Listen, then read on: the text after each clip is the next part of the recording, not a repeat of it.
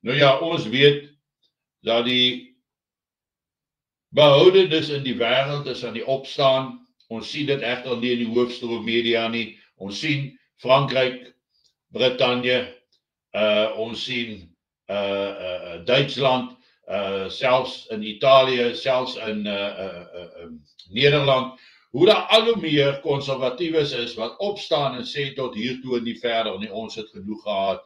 En dis asof die wêreldekonomiese forums, die globale elite, soos hulle self noem, waar hulle begin besef dat hulle planne is aan die skeefloop en die feit dat hulle uit baie lande uitgeskop word, dat uit Rusland uitgeskop, en nou word hulle in Hongarije uitgeskop, en die kans is goed dat hulle waarskynlik uit Amerika ook geskop gaan word.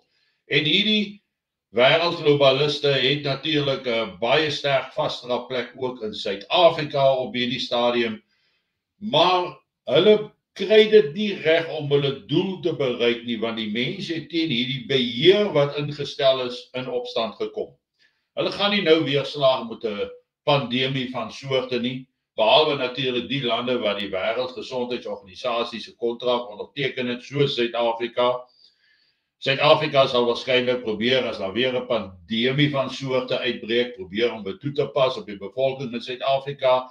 En weer eens sal dit ons mense wees wat luister en gehoorsaam is en doen wat hulle gesê word om te doen, want ons is die blindste van almal. Ons sien mos niks raak nie.